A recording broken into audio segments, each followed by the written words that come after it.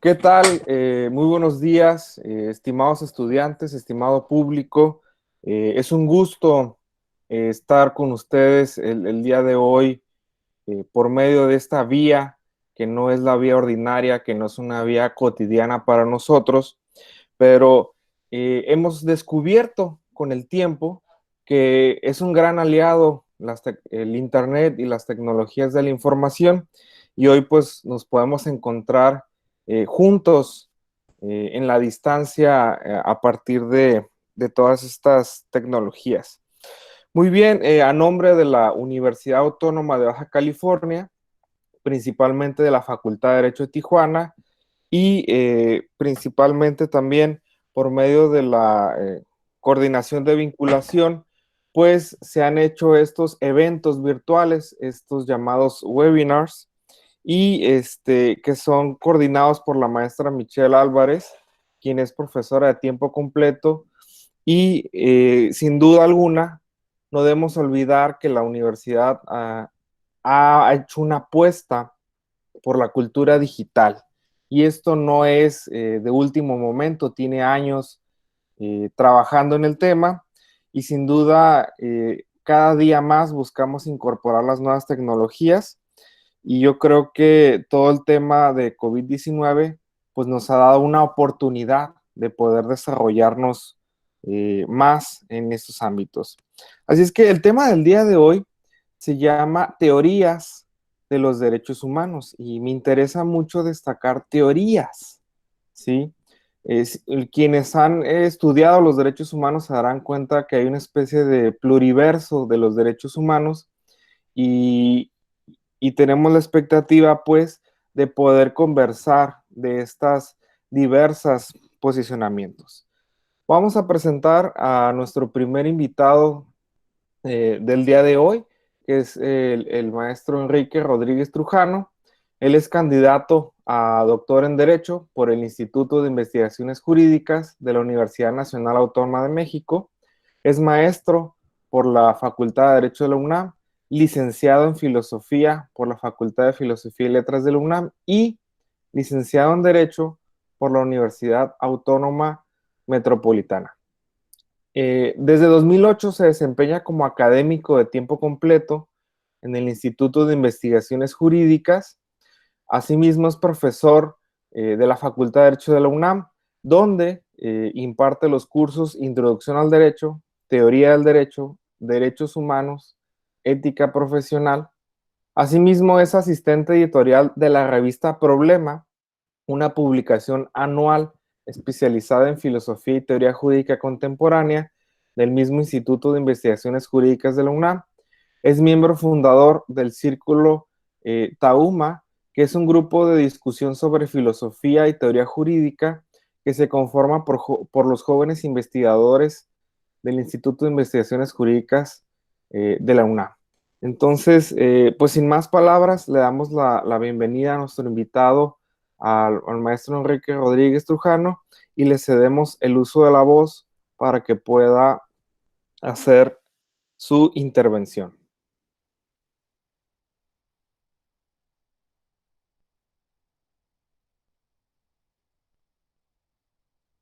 Muchas gracias, Carlos. Nada más, ¿cuánto tiempo dispongo para hacer la presentación?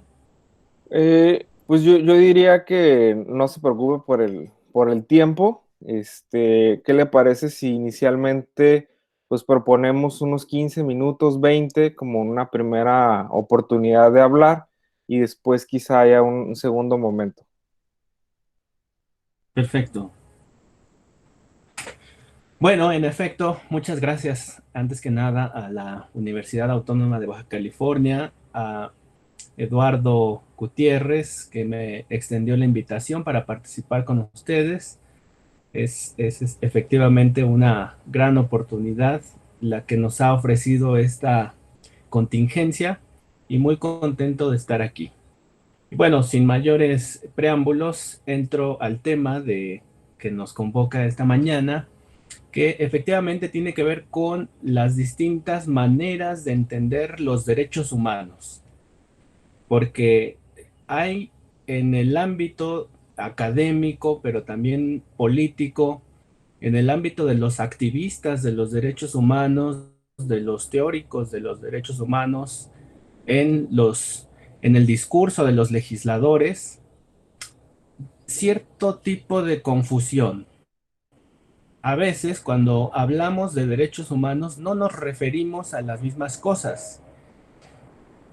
Tenemos concepciones diferentes de los derechos humanos y por eso a veces es difícil entendernos y comprender que unos están hablando de ciertos objetos que no necesariamente coinciden con la concepción de derechos humanos que tienen otras personas.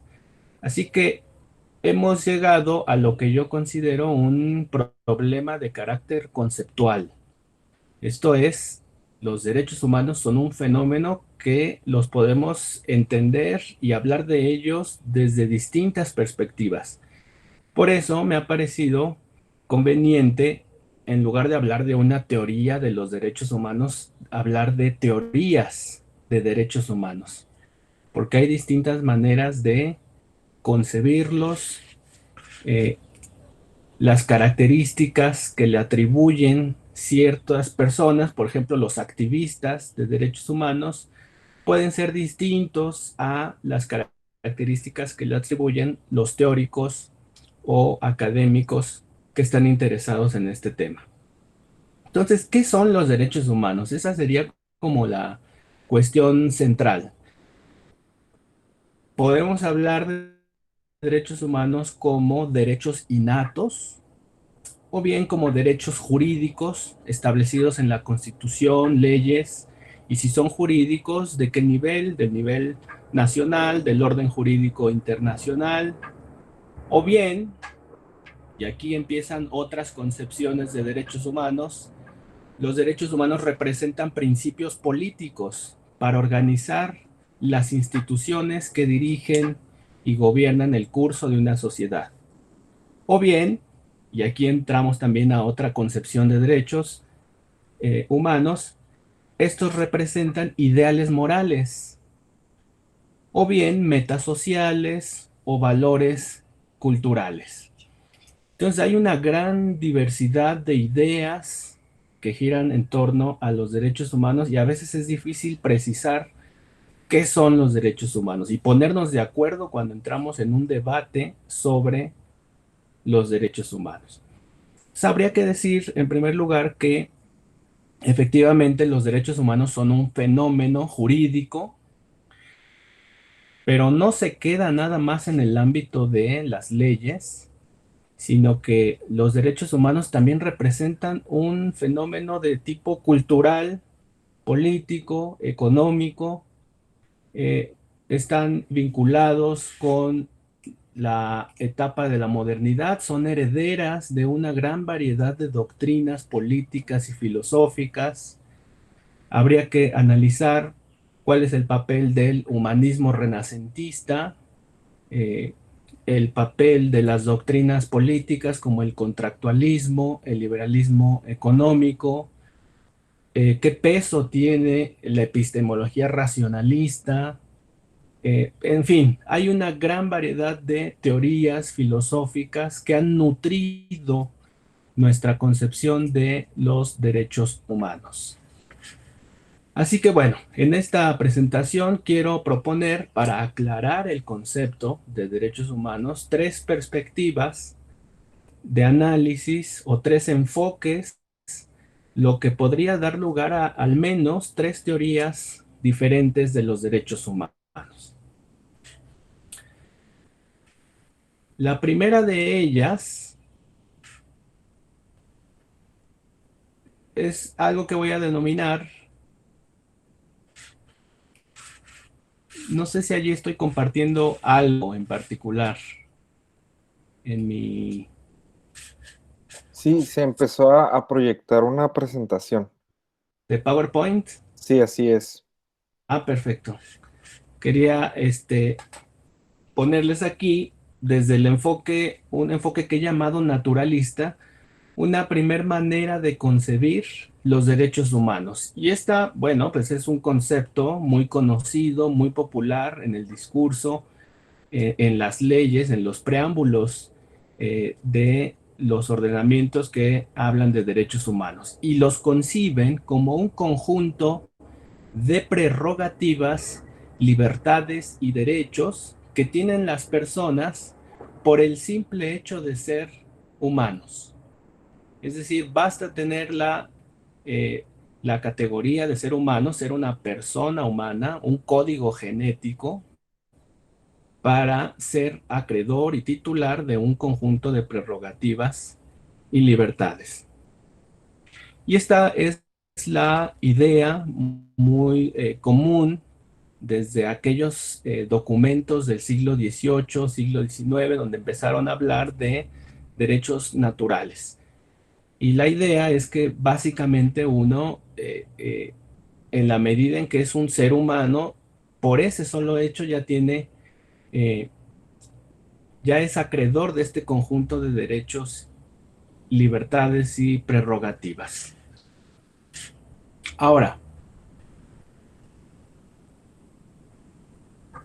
si nosotros asumimos este enfoque de derechos humanos, cuyo fundamento de prerrogativas, libertades, es la naturaleza humana, vamos a tener que comprometernos con una serie de características y atribuir a los derechos humanos con estas características. En primer lugar, si es verdad que los derechos humanos nacen de nuestra naturaleza, de nuestra condición biológica como seres humanos, esto quiere decir que los derechos humanos son universales. No importa que yo me encuentre en la Ciudad de México o en la ciudad de Tijuana o en cualquier otro país, yo seré portador y titular de derechos humanos por mi condición humana. Eso también nos compromete a considerar que los derechos humanos son transhistóricos, es decir, que no son resultado de un proceso histórico en particular, que no son producto de una cultura en específico, sino que los derechos humanos son un fenómeno que han estado en todas las historias de la humanidad, en todas las culturas. Si asumimos este enfoque naturalista, también consideraremos que los derechos humanos son absolutos, porque no importan las conductas que yo realice, mi naturaleza humana siempre va a ser la misma, tendré siempre el código genético que me acredita como miembro de la especie humana y nadie podrá quitarme esos derechos. Y otras características en las que no me voy a ahondar por cuestiones de tiempo, que son inherentes, que son inalienables, que son imprescriptibles. Todas estas son consecuencias que se siguen de aceptar que los derechos humanos tienen su origen y su fundamento en mi condición biológica como seres humanos. Bien, voy a irme al siguiente concepto de derechos humanos, que tiene que ver con ubicar este fenómeno ya en un contexto histórico y político muy particular. Este es otro concepto de derechos humanos.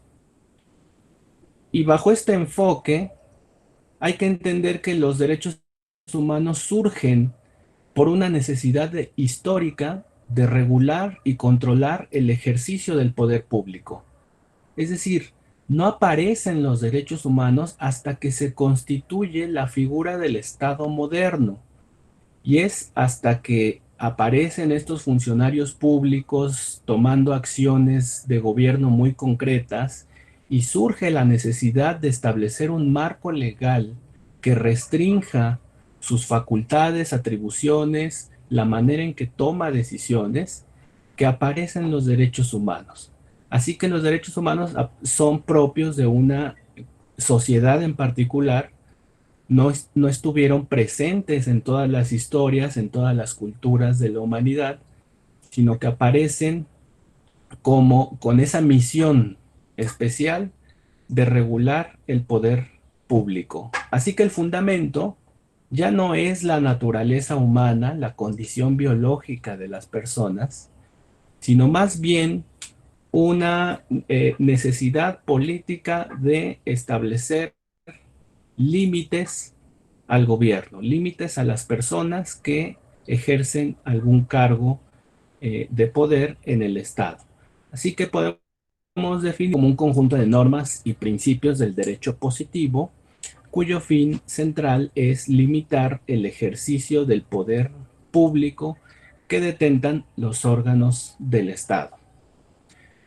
Si en lugar de aceptar el enfoque que yo he llamado naturalista, que fundamenta la existencia de derechos humanos en la condición biológica, y asumimos en cambio este enfoque positivista, vamos a entender que los derechos fueron creados de manera artificial por las personas como una forma de organizar las instituciones del Estado. Por esta razón, si nosotros asumimos este segundo enfoque de derechos humanos, que se basa en el derecho positivo, nuestro concepto de derechos humanos le va a atribuir ciertas características. En primer lugar, los derechos humanos van a ser relativos al espacio y al tiempo en el que son generados. Hay que entender que los derechos humanos tienen un desempeño histórico, que hay sociedades que aún no han consagrado en sus constituciones este conjunto de instrumentos del derecho positivo para limitar a sus autoridades. Hay que establecer también como característica de los derechos que son artificiales, así como los podemos establecer en las leyes, en las constituciones, en los tratados internacionales, pues igualmente pueden ser desaparecidos. Puede haber algún tipo de decisión de las autoridades que los restrinja y son susceptibles de suspensión y son particularmente oponibles frente al Estado. Y quiero hablar de un pequeño ejemplo. Por ejemplo, en la Comisión Nacional de los Derechos Humanos, cada año hay una gran cantidad de quejas que presentan personas porque consideran que se están violando sus derechos humanos. Pero cuando presentan estas quejas y señalan al responsable de esas violaciones, muchos de esos quejosos están quejándose de actos cometidos por particulares. Por ejemplo, que el vecino golpeó a su vecino porque es homofóbico, ¿sí? Y el vecino, víctima de esa violencia, consideró que era un acto que vulneraba su dignidad humana y entonces fue a estos organismos protectores de derechos humanos, pero allí lo que le dijeron es que ellos no pueden investigar esos hechos porque necesitan que haya una autoridad.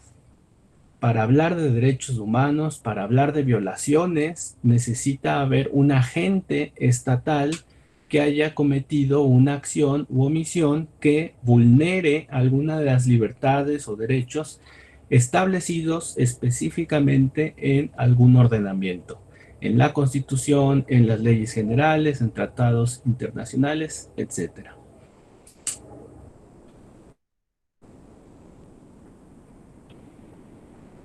Y finalmente me voy a saltar al último enfoque.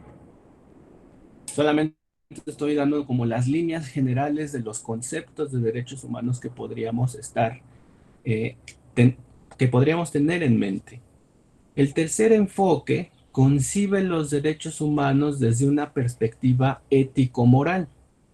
Los derechos humanos no van a tener fundamento en la naturaleza simple y llana, es decir, en la condición biológica de las personas. Tampoco van a tener derecho, según este enfoque, en lo que puedan establecer las sociedades en su legislación, que puede depender del capricho de los legisladores, sino que el fundamento de los derechos humanos tiene que ver con una concepción del sujeto. Entender que los seres humanos somos agentes morales. No nos limitamos simplemente a consumir alimentos y tener una vida biológica, porque lo que nos interesa a los individuos de las sociedades liberales contemporáneas es que podamos plantear, podamos elaborar planes de vida, que podamos trazar el camino que vamos a seguir en nuestras vidas, un futuro, y las sociedades van a establecer los medios para que cada uno pueda realizar sus proyectos de vida. Entonces, es fundamental desde este último enfoque entender al ser humano como un agente moral, como alguien que necesita una serie de medios y recursos, instrumentos para poder desarrollar sus potencias intelectuales y morales y que pueda asumir un plan de vida, un proyecto y pueda sobre todo materializarlo. Por eso, en este enfoque, los derechos humanos representan, como dice aquí en la lámina, un conjunto de medios omnivalentes, es decir, que van a ser valiosos para cualquier persona, que van a conceder a los individuos una serie de derechos, libertades y oportunidades que habilitan a las personas para formar y alcanzar un proyecto de vida. Entonces, es fundamental en este último enfoque entender a los individuos como sujetos racionales, como sujetos con intereses de orden moral, capaces de plantear proyectos y planes de vida, y los derechos humanos representan el conjunto de cosas que nos van a permitir a cada uno elegir un plan de vida, plantear formar un proyecto de vida personal. Así que, por ejemplo, ahora que se ha discutido en los últimos años el tema de la legalización del uso de la marihuana con fines recreativos, pues un argumento central ha utilizado este enfoque de derechos humanos y ha hablado del libre desarrollo de la personalidad. No hubiéramos podido o no se podría defender exitosamente el consumo lúdico de la marihuana si no tuviéramos un enfoque de este tipo. ¿Cuáles son las características desde esta perspectiva? Bueno, los derechos humanos, si el fundamento es un ideal de sujeto, una teoría de la persona humana, o lo que han llamado muchos como dignidad humana, entonces podemos argumentar que los derechos humanos tienen estas características. En primer lugar, son universales, porque no importa de qué sociedad estemos hablando, todos los individuos son sujetos morales y racionales, o pueden serlo. Así que aunque se trate de un estado totalitario con instituciones represoras que no reconocen las libertades, incluso en esas sociedades los individuos tienen estos intereses de carácter ético-moral. Así que abarca a todas las sociedades de todos los individuos de todas las culturas. Sin embargo, la realización de estos derechos está sujeta a un devenir histórico, porque efectivamente no todas las sociedades se han nutrido de esto que yo hablaba al principio, hace un rato, sobre las distintas doctrinas políticas y filosóficas que han legado una ideología de los derechos humanos. No todas las sociedades son liberales y es un episodio histórico de cada sociedad el avance en materia de derechos humanos.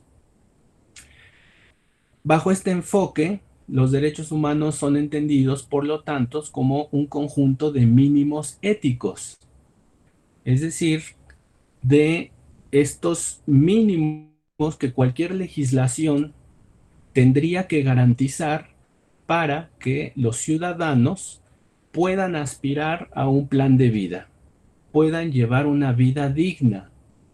Todos los órdenes jurídicos, todos los sistemas jurídicos tendrían que garantizar de algún modo que los individuos lleven a cabo sus proyectos de vida, y los derechos humanos son ese mínimo de condiciones para que podamos lograrlo.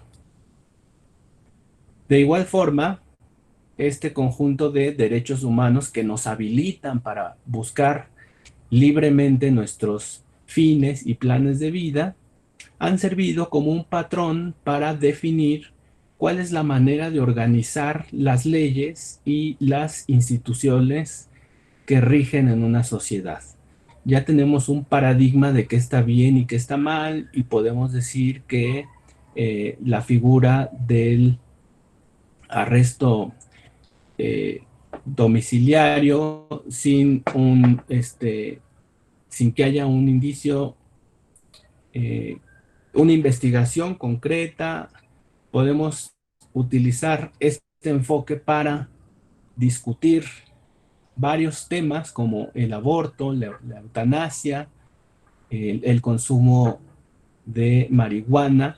Así que tenemos un patrón para saber hacia dónde tenemos que dirigir nuestros sistemas jurídicos.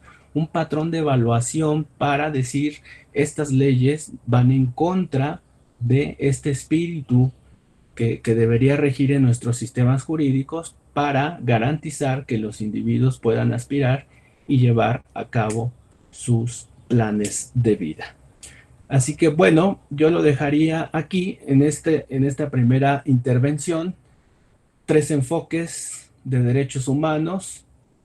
Usualmente, cuando se hablan de derechos humanos, mezclan todos estos enfoques y nos dan un concepto eh, completamente entretejido de estas perspectivas, y a mí me parece que hasta cierto punto estos enfoques hay una tensión, son excluyentes en ciertos aspectos. Pero bueno, habrían estos tres enfoques: entender los derechos humanos como un conjunto de prerrogativas, libertades y derechos que nacen de la biología humana; un conjunto de derechos, libertades que son establecidos artificialmente para limitar el poder público; y finalmente un conjunto de medios que permiten a las personas alcanzar un proyecto de vida.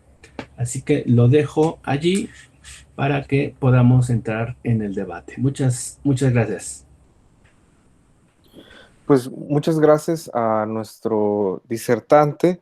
Sin duda, muy interesante la aportación que nos hace, debido a que, pues, muchas veces cuando uno estudia derechos humanos, pues quisiera conocer la perspectiva definitiva y la que derrotó a las demás, ¿no? Y como vemos, pues hay una cierta coexistencia y habría que resolver los problemas que nos ha planteado. Así es que muy, muy interesante haber visto estos enfoques, y ahora correspondería cederle el uso de la voz al doctor Eduardo Elías para que pueda hacer su presentación. El doctor Eduardo Elías Gutiérrez López, lo voy a presentar brevemente.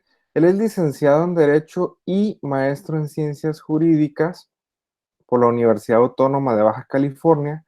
Asimismo, es doctor en estudios de migración por el Colegio de la Frontera Norte. Actualmente es profesor de tiempo completo de la Facultad de Derecho Tijuana de la UABC, y especializado en las áreas de lógica y filosofía del derecho. Sin olvidar también que es actualmente el presidente de la Academia de Filosofía del Derecho de nuestra facultad. Y bien, Muchas vamos. gracias, Carlos. Buenos días a todos y a todas. Me da mucho gusto saludarles por este medio. Aprovecho también el espacio para mandarle un muy cordial saludo. Me da mucho gusto coincidir con Enrique. Ya somos amigos desde hace algunos años, y pues creo que es la primera vez que coincidimos en algún foro, y entonces pues eso siempre será muy plausible. Bien, mandé por ahí una presentación, Carlos. Si quieres Sí, empiezo, y en el transcurso ya si quieres la vas proyectando. Muchas gracias. Pues creo que la discusión la ha propuesto, la ha planteado muy, puntualmente, Enrique.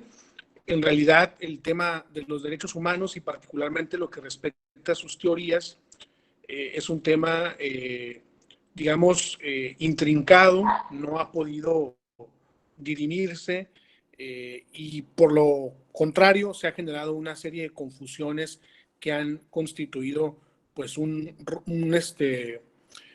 problema conceptual que a la fecha sigue quedando gris al momento de tratar de encontrar una respuesta que pueda consensuar a quienes de alguna manera participan de diferentes formas en el tema de los derechos humanos.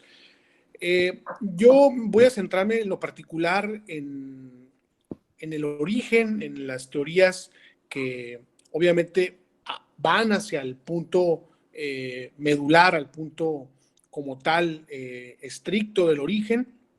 Y en ese sentido, antes de comenzar a explicar las varias teorías que se han generado en este arduo debate, sí es importante establecer que uno de los principales obstáculos o uno de los principales límites para la consolidación de los derechos humanos con una teoría sólida ha sido que por muchos años ha persistido una perspectiva hegemónica del derecho en relación al estudio de los derechos humanos.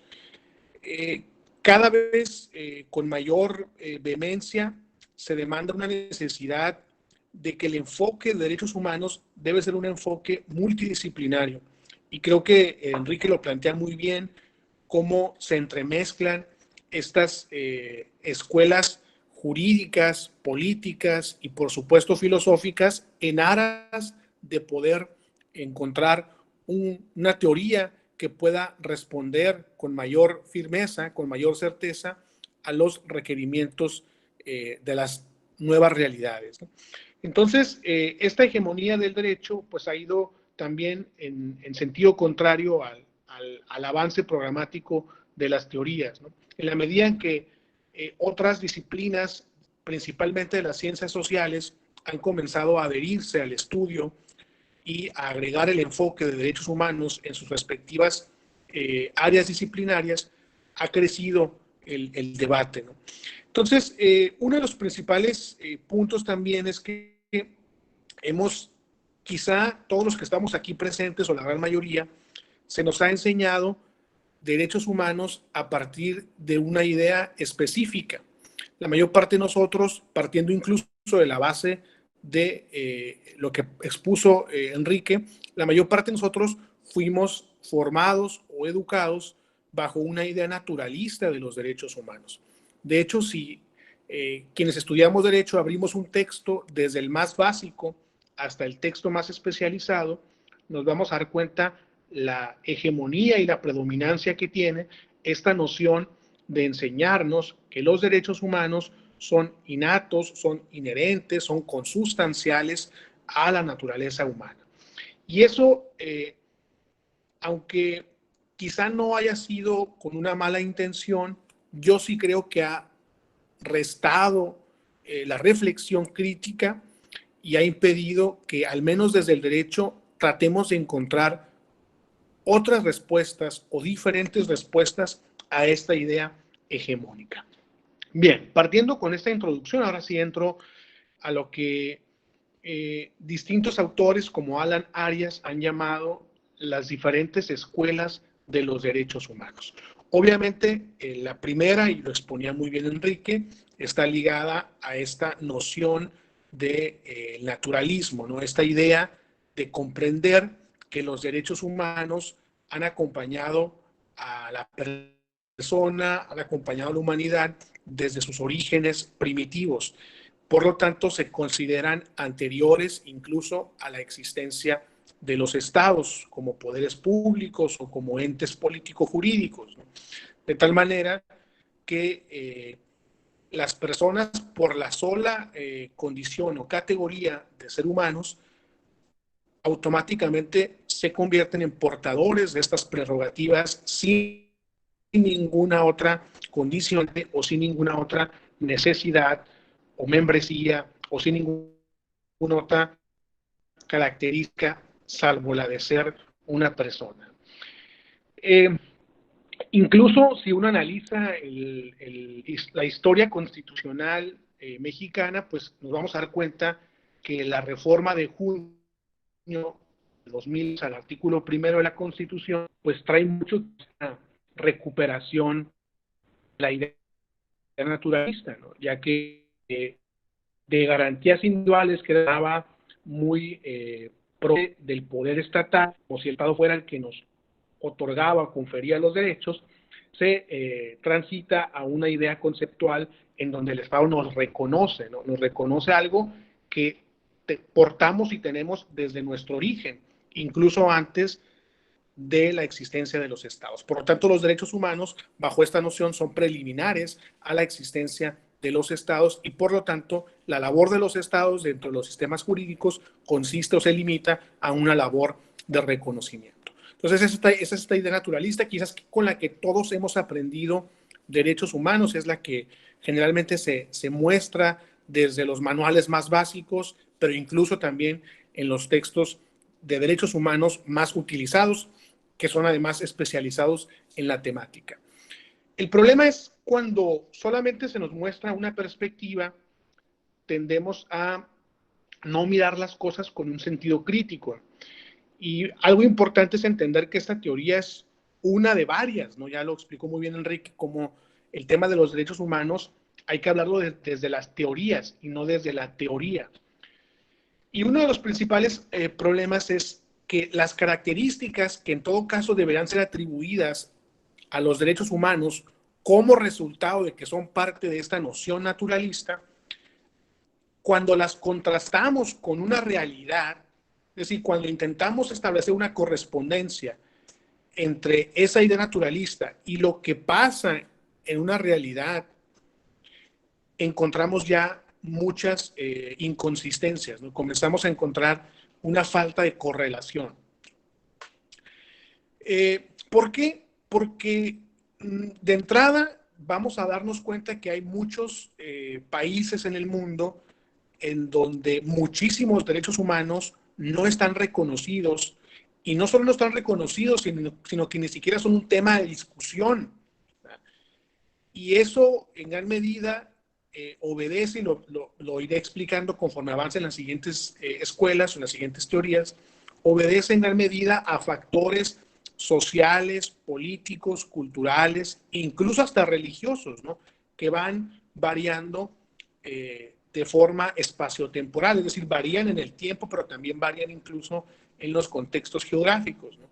Entonces, esa primera idea de ver que hay muchos lugares en donde no hay reconocidos ciertos derechos humanos que en teoría son universales, y que esas personas que se encuentran dentro de esos contextos políticos o dentro de esas porciones geográficas, pues hasta donde podemos ver en efecto son humanos, porque es que no gozan de las prerrogativas que en teoría deberían de ser para todas las personas. Entonces ahí empiezas como desde esa primera reflexión, a lo mejor muy elemental, empiezas a encontrarle pequeñas dificultades al sostenimiento de una teoría naturalista contrastada con la realidad.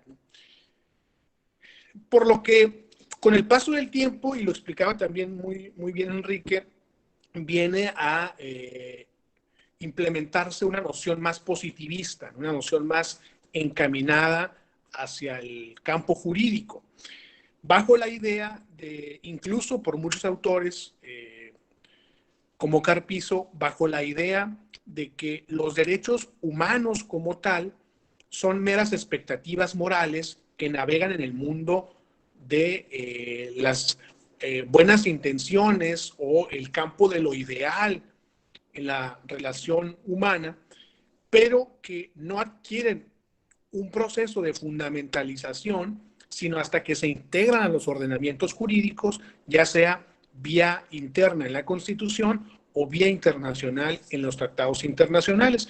Y ahí es cuando realmente adquieren su valor, adquieren su poderío, adquieren realmente, ahora sí, con todas las líneas, hablar de derechos humanos fundamentales, ¿no? Y no a partir de la sola adscripción a una especie humana o no a partir de la sola el código genético, la condición o reconocimiento como especie humana, ¿no? Sino hasta que forman parte de un ordenamiento que pueda a su vez establecer mecanismos de garantía. Obviamente esa es una idea muy formalista, es una idea muy positivista, pero que tiene también sus aspectos centrales, porque entonces eso nos llevaría a responder que esos países en los que no hay muchísimos derechos reconocidos es porque no han pasado por este proceso de fundamentalización. Y ahí es donde empieza a adquirir valor esta idea de que para que adquieran verdadero sentido los derechos humanos como elementos requieren forzosamente de su integración al campo de lo jurídico, al campo de lo normativo. Claro, también esta teoría, al igual que la primera, encuentra varios puntos a discutir, varios puntos a cuestionar, ¿no? Porque entonces sería conferirle un poder excesivo al Estado, y ya nos dimos cuenta precisamente cómo en ocasiones la idea de los derechos humanos, por el contrario, ha sido con la intención de limitar el ejercicio excesivo del poder público, ¿no?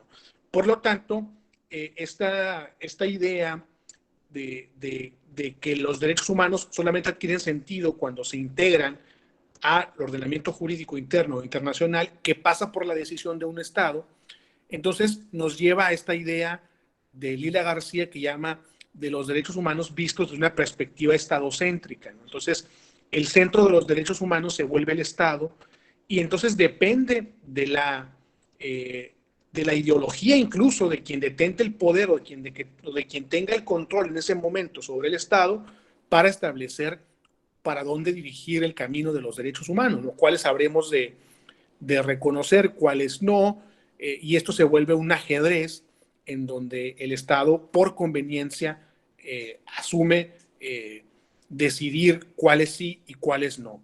Y eso obviamente, ahí encuentras una crítica importante a esta teoría y seguramente eso nos llevaría a los regímenes totalitarios que han existido en la historia pasada, pero también reciente, y nos daremos cuenta de que casi todos esos, en casi todos esos escenarios siempre hubo un uso excesivo del poder y casi siempre en el uso excesivo del poder hubo un respaldo normativo que favoreció o facilitó ese ejercicio del poder, ¿no?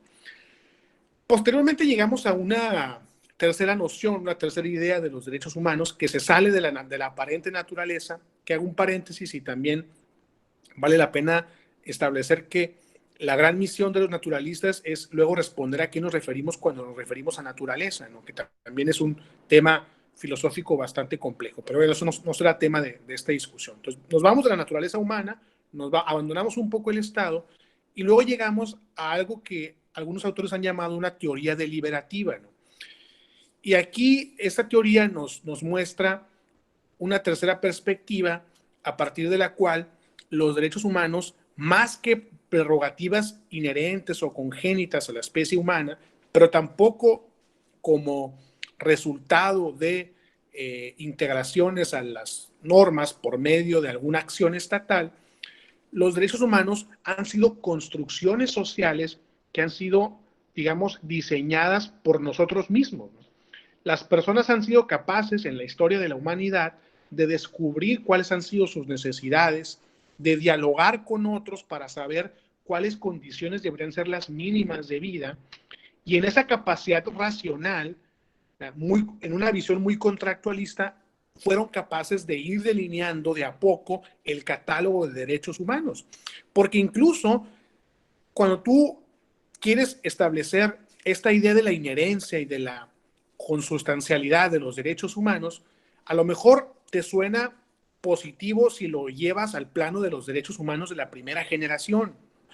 Pero, por ejemplo, cuando ya vas a hablar de los derechos de la segunda, por ejemplo, hablar de un derecho al trabajo, pues uno pensaría, ¿qué tan natural es el derecho al trabajo? No, más bien el derecho al trabajo fue un resultado de un redescubrimiento de las personas que se sentían explotadas en la época seguramente del liberalismo económico, y ante esa sensación de explotación su racionalidad les permitió darse cuenta que requerían de un derecho que estableciera condiciones mínimas para poder prestar un trabajo, para poder prestar un servicio, ¿no?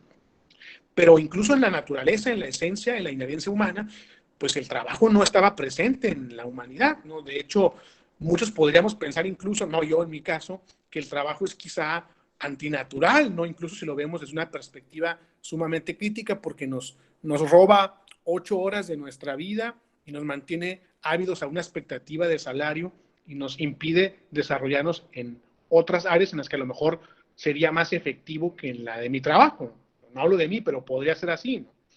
Entonces, aquí entra el papel del ser humano, entonces entra este tema del realismo sociológico como corriente filosófica para entender que el ser humano es capaz por sí mismo de convertirse en un animal político, como lo planteaba Aristóteles, y de construir sus propias prerrogativas, ¿no? Es decir, ha nacido del individuo y de su capacidad relacional el catálogo de derechos humanos.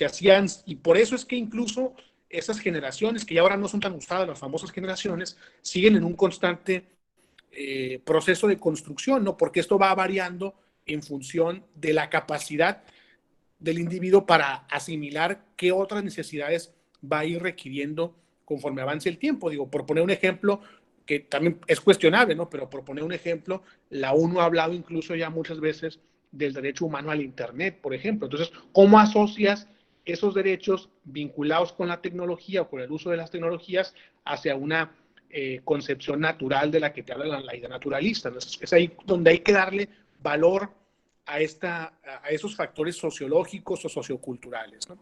El problema es que también hay una crítica hacia esta teoría, y es que generalmente en los procesos de deliberación para decidir qué derechos humanos son los que hay que considerar, pues siempre hay un principio político que en toda deliberación siempre queda un excluido.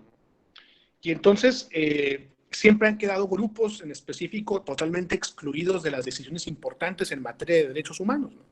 Ya lo explicaba muy bien Boaventura de Sousa Santos cuando decía que se le llama Declaración Universal de los Derechos Humanos al instrumento posterior a la Segunda Guerra Mundial, pero es curioso que se le llame universal cuando solamente participaron países europeos y Estados Unidos, ¿no? Y no hubo participación de países de otros contextos geográficos, mucho menos de comunidades indígenas, ¿no? Y sin embargo le damos el mote o el matiz de universal.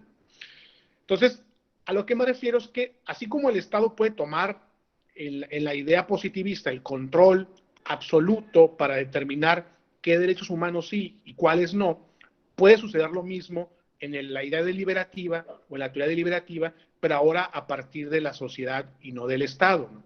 Y entonces siempre quedan grupos excluidos, siempre quedan grupos segregados que no son contemplados, no son escuchados, y por lo tanto quedan fuera de estas nociones de derechos humanos y sus necesidades no son escuchadas o no son oídas, y entonces deben buscar mecanismos alternativos de exigencia o de demanda social para obtener el reconocimiento o la reivindicación de ciertos derechos humanos. Y entonces eso nos lleva a la cuarta teoría o a la cuarta propuesta, que es una propuesta de protesta, ¿verdad?, o de movilización política. Así se llama, Escuela de Protesta o de Movilización Política, y esta idea establece que es a partir de las luchas sociales o de las movilizaciones políticas como surgen los derechos humanos. Y creo que si nos vamos a la historia, nos remitimos a la historia, nos vamos a dar cuenta que en efecto hay muchos ejemplos muy ilustrativos que van a permitir comprender que en efecto así ha sucedido, ¿no? Está el caso de las personas afrodescendientes en Estados Unidos por las luchas y libertades, por las luchas, perdón, de sus derechos y libertades civiles, obviamente el tema del derecho de la mujer y recientemente las comunidades LGBTI, ¿no? Entonces, a lo que voy con esto es que todas esas personas que fueron excluidas, ya sea por el Estado o por las sociedades mayoritarias o la mayoría en la sociedad, terminan por encontrar mecanismos disidentes, alternativos, para protestar y construir toda una gama de acciones colectivas que les permiten exigir y demandar sus derechos a través de esos mecanismos, ¿no? Y es así como han surgido, ¿no? Si yo me paro frente a un grupo de personas afrodescendientes y les digo que los derechos humanos son inherentes, son consustanciales, pues yo creo que me van a ver feo, porque para ellos el producto final como resultado, para que ellos hoy se puedan considerar, y claro, con algunas todavía limitantes, portadores de derechos humanos, fue su lucha. El efecto simbólico de los derechos humanos lo encuentran ellos en las luchas sociales y con toda justicia, con toda legitimidad, ¿no? Y no propiamente en esta idea, a veces romantizada, de los derechos humanos como inherentes a la naturaleza humana. Entonces, esa escuela sería la cuarta. Y finalmente, y con esto ya comienzo a cerrar, llegamos a quizá una de las teorías más pesimistas con relación a los derechos humanos, que la ha llamado Alan Arias la teoría discursiva. Esta teoría discursiva considera que los derechos humanos, más que atributos o prerrogativas inherentes, más que atributos estatales, más que acuerdos colectivos y mucho más que luchas sociales, se reducen a un simple valor del lenguaje, son simplemente atributos discursivos o elementos discursivos. Esos elementos discursivos quiere decir que en realidad, más que un efecto de viabilidad, en la modernidad, los derechos humanos más bien se han convertido en un discurso fácilmente maleable y utilizable al servicio de quien lo manifiesta, ¿no? Es por eso que vemos los discursos de los políticos repletos, de frases como enfoque de derechos humanos, perspectiva de derechos humanos, o vemos conferencias o eventos en donde dicen algo desde la perspectiva de los derechos humanos. Y no quiere decir que per se esto esté mal, ¿no?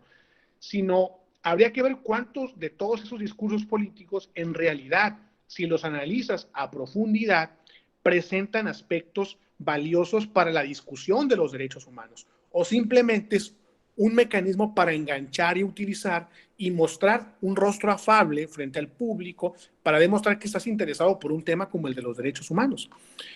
De tal manera que hemos llegado incluso a la paradoja de que parece que los estados que más hablan y se expresan públicamente de los derechos humanos son a su vez los que tienen las condiciones más críticas en materia de derechos humanos o los que por lo general los violentan más a partir de diferentes acciones, muchas de ellas sistemáticas, ¿no?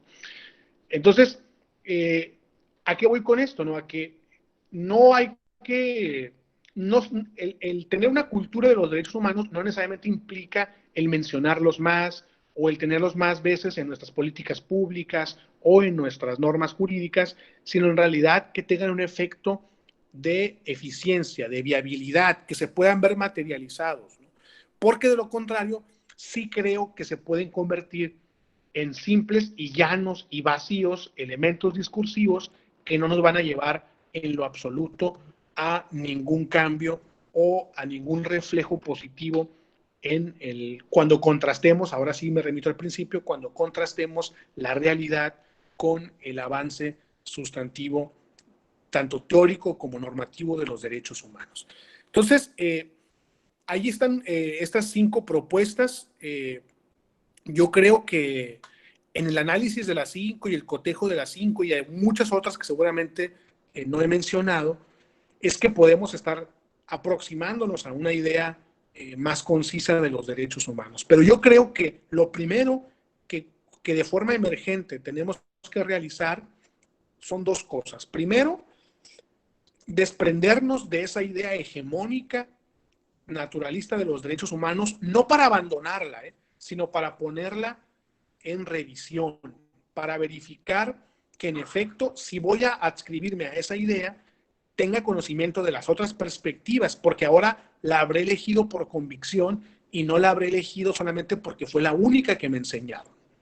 Y el segundo punto importante, que creo que ahí es donde sí hace falta trabajo, es comprender que el tópico de los derechos humanos, comprender que el estudio o el enfoque de los derechos humanos es un enfoque multidisciplinario. No puede ser comprendido exclusivamente a la luz del ente jurídico.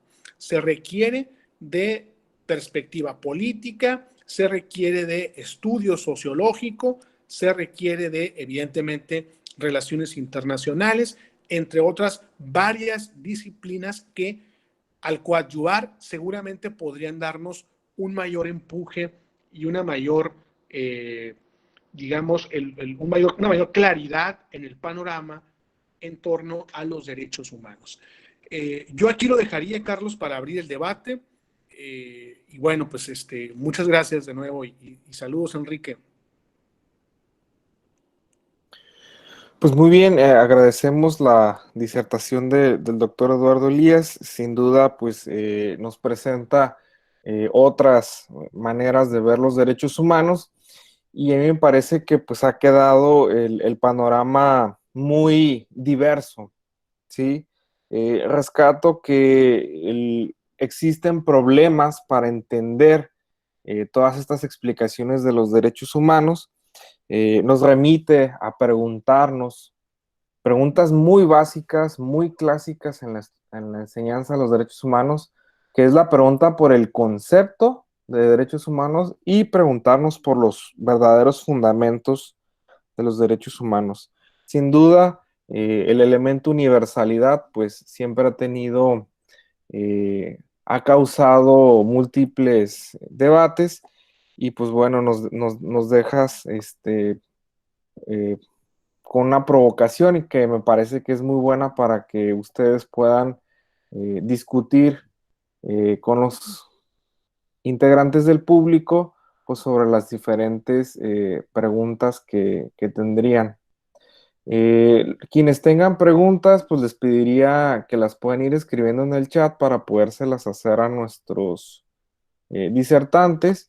Y mientras eso sucede, pues le cederíamos el uso de la voz al maestro Enrique Rodríguez para hacer algunos comentarios como una especie de segunda ronda.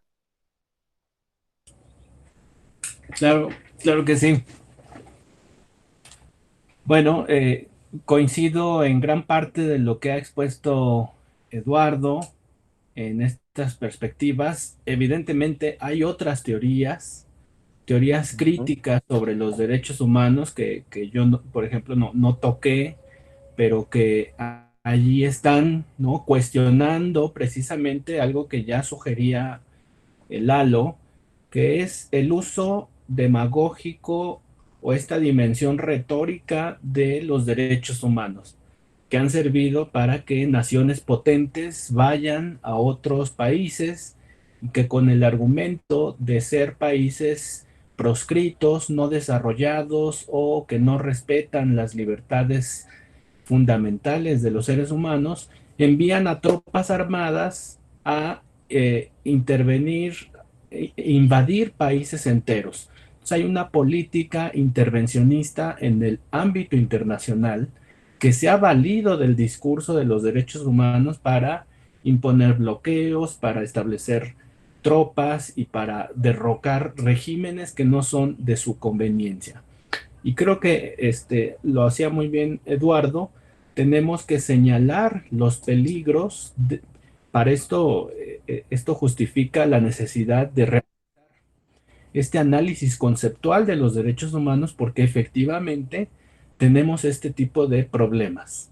Los derechos humanos se utilizan como fundamento de una política intervencionista a nivel internacional, o en el ámbito nacional también podemos hablar de cómo los derechos humanos han servido para excluir a comunidades de grupos indígenas porque sus costumbres son aberrantes o son contrarias a la libertad y a la manera en que concebimos debe ser la vida en las sociedades modernas.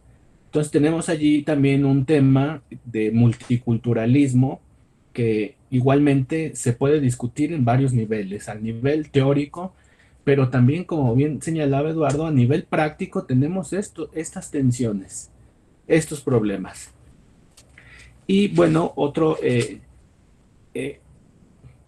otro aspecto que quería señalar es que estas teorías de derechos humanos usualmente pecan de ser demasiado formalistas y se habla de que los individuos somos agentes morales, que podemos aspirar a un plan de vida y que el sistema jurídico tendría que darnos las herramientas, los derechos, las oportunidades para que cada quien se pueda desarrollar. Pero desde el enfoque de la economía, un autor como Amartya Sen critica a esta concepción meramente formal de los derechos humanos como si los derechos humanos se tratara de escribirle una carta a los Reyes Magos, ¿no? Sí, pongan allí derecho a la vida, libertad, salud, los que ustedes gusten, pero eh, eh, la implementación y la materialización de los derechos humanos es un asunto que requiere dinero, que se necesitan recursos económicos y que las naciones en subdesarrollo no pueden lograr que las personas eh, puedan alcanzar ese nivel de desarrollo. Así que dice el economista Amartya Sen, pues estos enfoques constructivistas, formales, tipo John Rawls y Ronald Dworkin, pues se olvidan de que pues las políticas públicas, el diseño de los sistemas jurídicos, pues está condicionado por las condiciones económicas. Así que tendríamos que buscar una estrategia más realista, mucho más pragmática para poder desarrollar y alcanzar un marco jurídico que garantice derechos humanos. Y un último punto que también quiero comentar es el aspecto de la formalización del sujeto que está detrás de las teorías de derechos humanos con este enfoque moral. Se ha tomado como base una noción de sujeto muy formalista.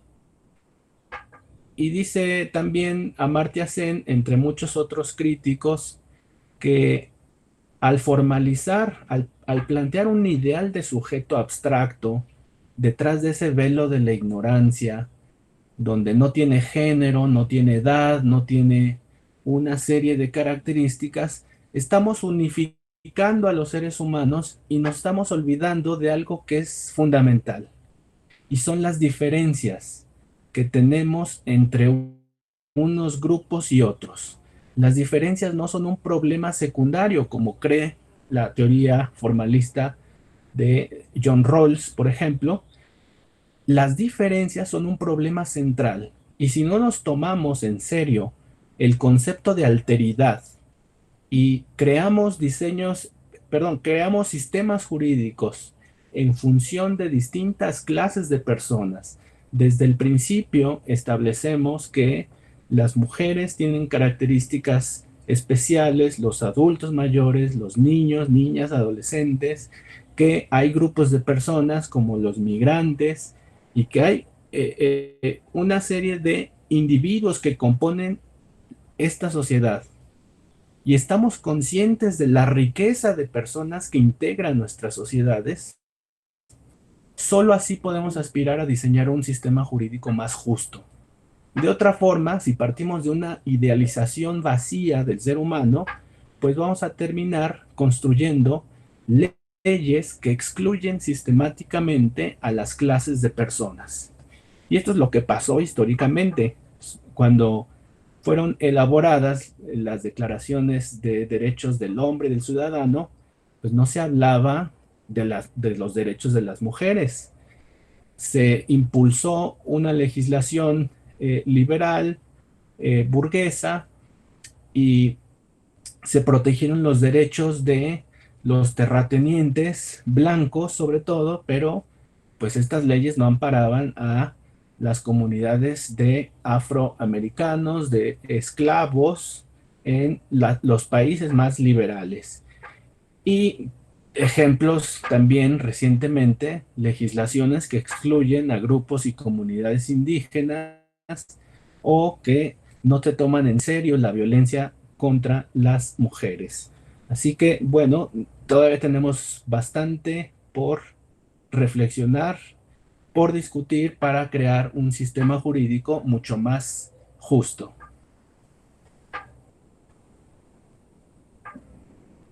Muy bien, agradecemos la participación. Ahora hay un par de preguntas en el chat. La primera de ellas se nos pregunta sobre cuál sería el concepto de derechos humanos que sería más utilizado en México, ¿no? Dentro de las diversas concepciones que ustedes han presentado. Sí, Carlos, un poquito nada más antes de responder la pregunta, ya, yo la pensaba responder de cualquier manera. También comentar que coincido más bien coincido en todo lo que ha manifestado Enrique, y de hecho me agrada mucho y me parece muy pertinente, porque es algo que a veces no se discute o no se expresa, esto de que también los derechos humanos mal empleados pueden constituir un peligro, ¿no? O sea, y han sido utilizados como un mecanismo de control, como un mecanismo de ejercicio abusivo del poder y como un fundamento para muchos fenómenos pues bastante cuestionables, ¿no? Y esa parte a veces no se nos enseña, ¿no? Y es muy importante decirlo, ¿no? Eh, Antes de responder la pregunta, dos cositas.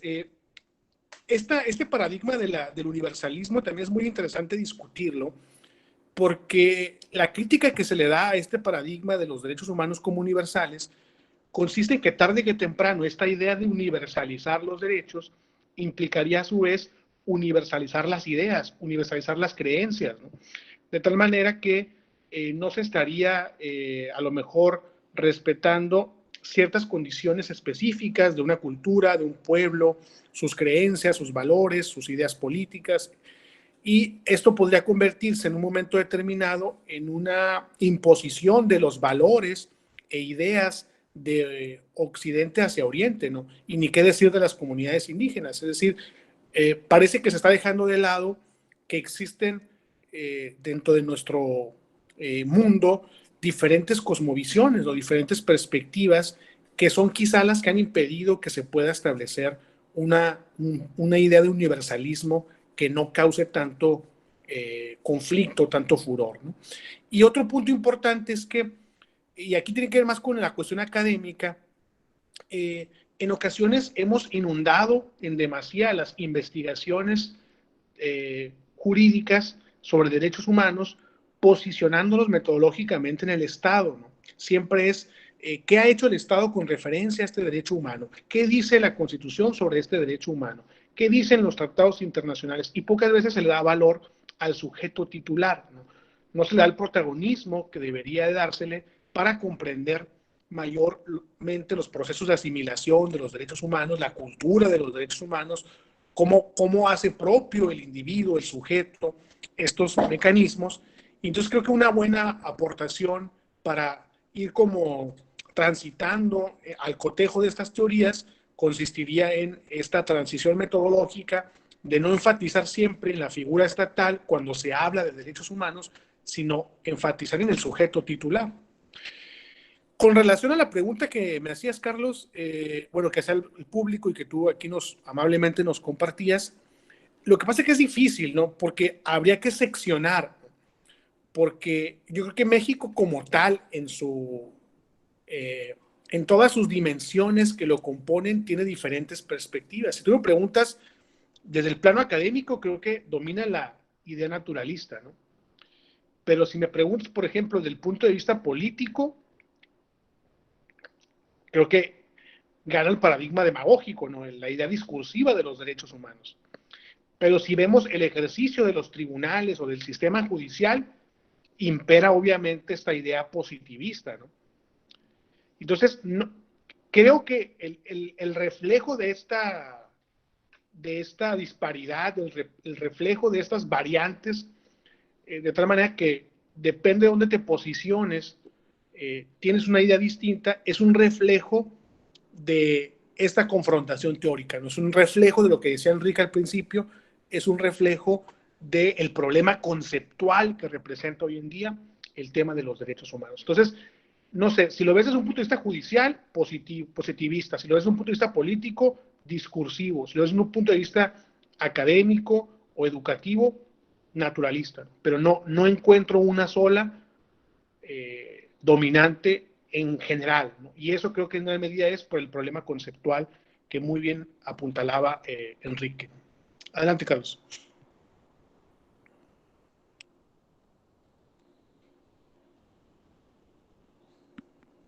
Bien, hay una segunda pregunta del público que tiene que ver con la defensa de los derechos humanos entre particulares. Es decir, ¿qué hacemos para defender nuestros derechos de otro particular?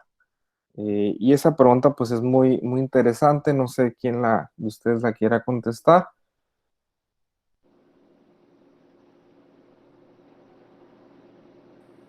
Sí, si quieren, yo puedo dar algunas Adelante. ideas. Eh, Como bien decía Eduardo, creo que no se puede descartar ninguno de estos enfoques hoy en día. Estas teorías de derechos humanos conviven y creo, porque lo he visto en varios documentos académicos que tratan los derechos humanos, muchas veces están mezclados y no distinguen cuáles son las características propias de los derechos humanos desde cada enfoque.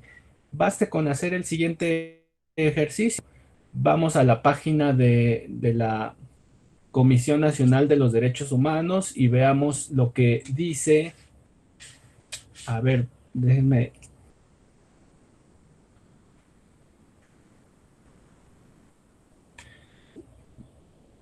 ver cuál es la definición que ofrece la Comisión Nacional de los Derechos Humanos en su portal de internet.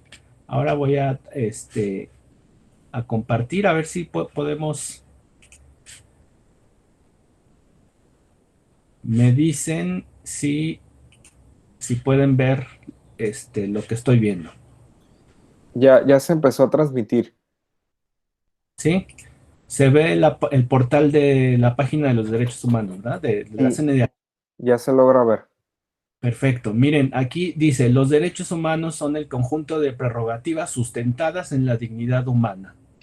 Pero además dice, cuya realización efectiva resulta indispensable para el desarrollo integral de la persona. Más abajo, los derechos humanos son inherentes. Entonces aquí ya está mezclando distintos enfoques, sin distinción alguna de nacionalidad, etcétera. Y más adelante son universales y están contemplados en la ley y son garantizados por ellas en el Tratado Internacional, derecho consuetudinario, principios generales, otras fuentes.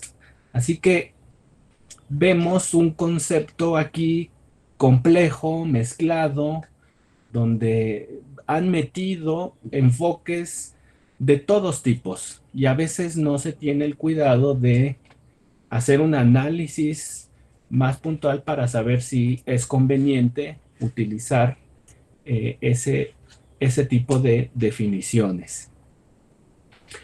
Así que, ¿qué hay de la protección y de la defensa de derechos frente a particulares? Bueno, si nosotros nos comprometemos con un concepto positivista de derechos humanos, recordemos que la misión histórica de los derechos humanos es limitar el ejercicio del poder público. Si nosotros nos comprometemos con ese concepto positivista, no hay posibilidad de que los particulares puedan violentarse sus derechos humanos. No existe esa posibilidad. Ahora, ¿qué pasa? Vemos en el mundo contemporáneo que hay problemas de acoso escolar, que un niño en una escuela le pega a otro niño o a otra niña. Vemos también fenómenos de violencia en los hogares, en las familias. El esposo maltrata y violenta a la mujer. y en el transporte público, y entonces son particulares los que están dando un trato indigno a las personas. ¿Cómo podríamos defender esos casos como como casos de derechos humanos? Podríamos hacerlo si cambiamos de concepto, si dejamos por un minuto el concepto positivista y nos comprometemos con el concepto ético-moral.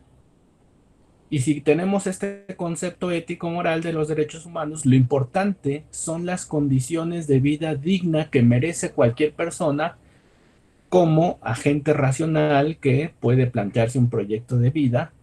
Y entonces ya con este concepto sí podemos defender a las personas frente a otros particulares.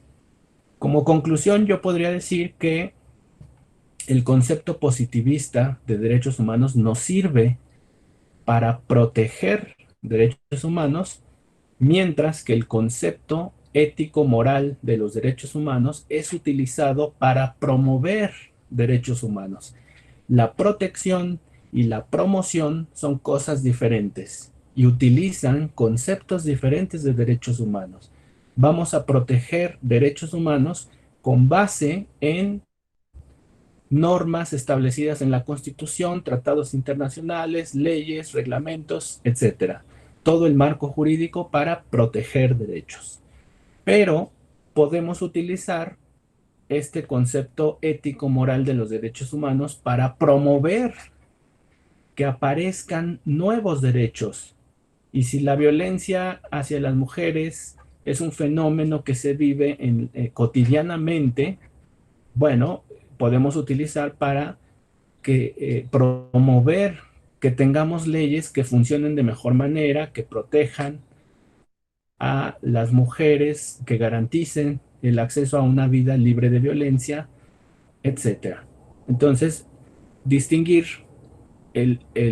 bajo la labor de la protección de derechos humanos, que es un asunto básicamente jurídico, eh, en sede judicial, y el trabajo de la promoción de los derechos humanos, que es un trabajo más político, más de movilizaciones, efectivamente, y no tanto un asunto de tribunales.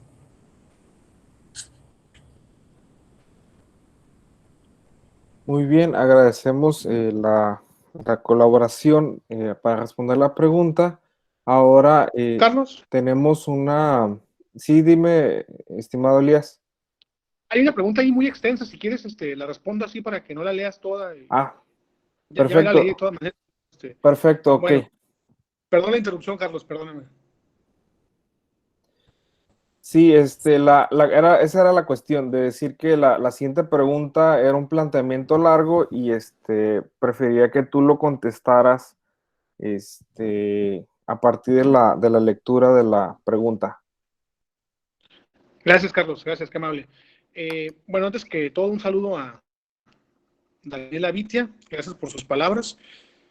Hace una pregunta muy interesante. El compañero nos pregunta que cuando no hay un derecho reconocido, cuando no hay un derecho humano reconocido, si esto quiere decir que dicho derecho es inexistente o si dicho derecho existe pero no ha sido reconocido, ¿no? Pues esa es una pregunta muy compleja, ¿no? Una especie como de paradoja, ¿no? Pero todo dependerá del enfoque desde el que lo veas, estimado Avitia, ¿no? Si lo ves desde una perspectiva, por ejemplo, naturalista, pues evidentemente el derecho existe, solo que no ha sido reconocido, ¿no? Pero existe porque está de manera intrínseca en la naturaleza del individuo, en la naturaleza de las personas. Si lo ves desde una perspectiva positivista, el derecho es inexistente, porque mientras no esté reconocido o integrado al orden jurídico, los derechos no existen como tal o son meras expectativas morales o deseos individuales o colectivos, pero no son propiamente derechos como tal. Ahora, si me preguntas a mí, pues yo te diría, bueno, vendría después el realismo sociológico a decirnos, bueno, entre peras y manzanas no está garantizada la prerrogativa, ¿no?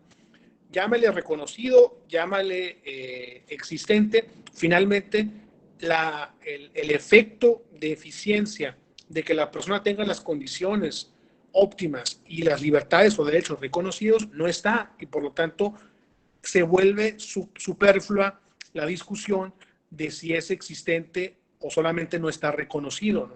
Perdón, si es inexistente o si no está reconocido, porque al final lo que importa es qué tan efectivo, qué tan garantizado tiene el sujeto esa prerrogativa, ¿no? Entonces, las tres perspectivas se pelean, ¿no? Entonces, la pregunta que tú me haces se podría responder según la posición que asumas en esta baraja de teorías sobre los derechos humanos, ¿no? Adelante, Carlos, ahí está la respuesta. Muy bien, ahora tenemos más preguntas del público. Nos pregunta Víctor Correa, ¿qué opinión les merece que para efectos del juicio de amparo los particulares también puedan vulnerar derechos humanos? Me parece que esa pregunta tenía relación con una que ya habían contestado, ¿cierto? Sí, me parece que ya la contestó Enrique, ¿no? A Ok. reserva de que se quiera ampliar, ¿no? No sé. Sí, si les parece, puedo decir algo más al Adelante, claro respecto. que sí. Sí, decía, en nuestro país, en México, ha predominado en el ámbito jurídico una concepción positivista. Predominado, no quiere decir que no existen estas ideas desde otros enfoques, pero tal como está, por ejemplo, la ley del Consejo, de la Comisión Nacional de Derechos Humanos, este órgano, las comisiones públicas defensoras de derechos humanos en los estados, solamente tienen facultades para investigar autoridades. No se puede investigar violaciones de derechos humanos de particulares, aunque hay una excepción. Cuando estos particulares actúan bajo la complacencia o la anuencia de alguna autoridad, entonces sí puede la comisión investigar violaciones de particulares. Por ejemplo, está el caso de la minera Pasta de Conchos, pues es un grupo, es una empresa, particulares, y hay un episodio desafortunado, pierden la vida trabajadores, y por qué la Comisión de Derechos Humanos, la Comisión Nacional de Derechos Humanos, pudo investigar en ese caso qué había sucedido por las autoridades que supervisan a las empresas. Es decir, hay omisiones y en la medida en que hay autoridades del Estado a las que podemos investigar, allí hay una complacencia entre particulares y Estado y es allí donde se puede dar una investigación. Poco a poco estamos transitando hacia un paradigma donde se considera, y en parte por estos enfoques, cada vez está ganando quizá, ¿no? El enfoque también moral, en la idea de que, bueno, también los particulares pueden afectar y violentar derechos fundamentales como si fueran autoridades, porque hay órganos de la sociedad, órganos privados, sindicatos, escuelas, universidades privadas, que pueden concentrar también suficiente poder para afectar a las personas en un sentido fundamental. Entonces, estamos transitando hacia ese camino, pero me parece que todavía prevalece la idea de que tiene que haber una autoridad pública y si se investiga a particulares es porque sus actos que afectan a los derechos de las personas fueron realizados bajo la complacencia de algún órgano del Estado, de algún acto de omisión, ¿no? El caso de la guardería ABC es otro ejemplo. Hay una guardería que está concesionada por particulares y de repente surge este accidente, este incendio y bueno, hay una responsabilidad del Estado porque pues ciertos órganos públicos del Estado estaban encargados de verificar protocolos de seguridad y una serie de normas que no se revisaron adecuadamente. Entonces, sí se investiga particulares, pero porque hay detrás una autoridad que omitió un deber, una obligación conforme a derecho. Muy bien, agradecemos la contribución. Tenemos más preguntas todavía, sin embargo, también tenemos un problema con el aspecto del tiempo. Entonces, yo creo que daríamos lugar a una última pregunta para poder hacer el cierre del evento. Y la pregunta que seguía en el orden que se planteó es, dice, ¿qué opinan de la reforma del 2011 de los derechos humanos que dicen que favorecen a los delincuentes? Sí, les pediría ser un poco breves para poder ir cerrando la disertación. Ok, yo muy breve, Carlos. Simplemente comentar que esa es una idea que ya se ha ido matizando cada vez más. Es una idea que viene fundamentalmente de las redes sociales, con todo lo que ello implica en materia de fake news y en materia de información poco fidedigna. Y yo a mí lo que me preocupa es cuando esto lo escucho o lo leo de estudiantes de derecho, ¿no? Debemos entender que en cualquiera de las teorías que nos posicionemos, y por más complejo que pueda estar la discusión conceptual en torno a los derechos humanos, en ninguna de las teorías se hace alusión a que pueda haber una pérdida de derechos humanos a partir de la comisión de ciertos actos. Esto quiere decir que la persona, aun cuando cometa una infracción o algún ilícito, eso no es una causa suficiente como para pensar que ya no es, digamos, sujeto de derechos humanos, ¿no? Y tanto como extender ese argumento a que los derechos humanos nada más son para defender a los delincuentes, además es hasta incorrecto, porque es un apartado importante de los derechos humanos por obvias razones, y siempre pongo este ejemplo, ¿no? Si el día de mañana a mí me detienen injustamente o me procesan injustamente, a mí me gustaría tener todos los mecanismos de garantía de los derechos humanos durante el procedimiento, ¿no? O si incluso detuvieran a una persona que yo conozco y a sabiendas de que a lo mejor sí es responsable del acto que le están imputando, pues también me gustaría que lo hiciera a partir de mecanismos de derechos humanos y de protección durante el procedimiento, más allá de su culpabilidad o no. Entonces me parece que aquí sí es es un argumento muy falaz, muy excesivo, muy crítico, y no se puede perdonar si proviene de estudiantes de derecho, porque no nos podemos quedar nada más en esa postura, ¿no? Entonces, yo lo que creo es que primero entender que los derechos humanos no pasan por ningún proceso de pérdida. A un buen presidente municipal en Tijuana se le ocurrió decir alguna vez que los derechos humanos eran para los humanos derechos, y ahora hay mucha gente que reproduce este mensaje. Y entonces ahora hay este estigma de que si una persona cometió un ilícito, no necesita ser tratado con dignidad o no necesita ser tratado con base en un apego a ciertas condiciones mínimas porque es un delincuente, ¿no? Entonces esa estigmatización es peligrosa, porque entonces la sociedad se vuelve justiciera y le demanda al Estado una regresión a la ley del talión, ¿no? Y eso, frente a todo este enmarañamiento conceptual que estamos discutiendo, pues todavía en vez de avanzar, nos remitiría todavía hacia el inicio de la discusión y sería ocioso todo lo que hasta ahorita se ha avanzado en materia tanto teórica como normativa y política. Gracias, Carlos. Muy bien, maestro Enrique, quisiera usted decir algunas palabras antes de cerrar la conversación.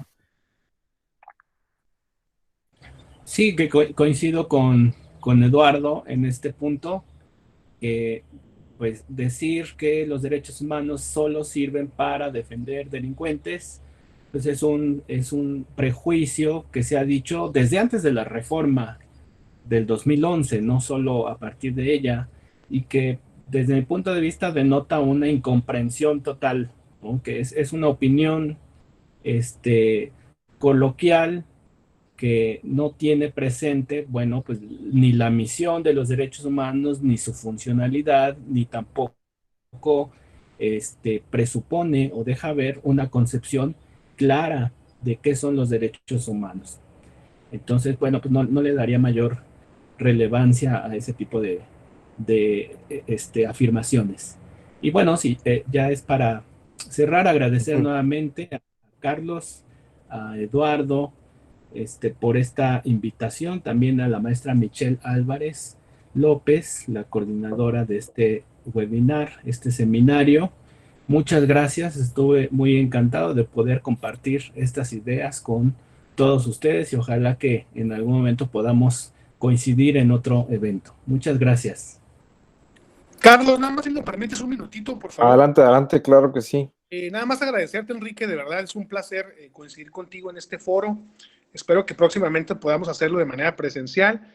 Y nada más comentarte que la UABC, pues, a nombre de la directora, pues esta es tu casa, ¿no? Cuando quieras, aquí eres más que bienvenido. Muchas gracias, muchas gracias. Pues muy bien, les agradezco a los dos invitados del día de hoy sus muy interesantes aportaciones. Sin duda, siempre compartir es una experiencia muy bonita y gracias a las tecnologías de la información podemos estar el día de hoy aquí. Es que en nombre de la Universidad Autónoma de Baja California, la Facultad de Derecho de Tijuana y de la Coordinación de Extensión y Vinculación, les agradecemos a todos ustedes que hayan podido estar en este evento. Sin duda nos deja con muchas inquietudes. Yo creo que es indudable una diversidad en el entendimiento de los derechos humanos. No olviden que los problemas teóricos definitivamente impactan a la práctica. Y entonces si les enseñan mucha teoría, quiere decir que van por buen camino. Muchas gracias. Espero se encuentren bien, guarden todas las medidas que nos han dicho las autoridades y si todo sale bien, nos podremos ver físicamente en algún espacio común para hacer esto que se llama academia. Una vez más, muchas gracias.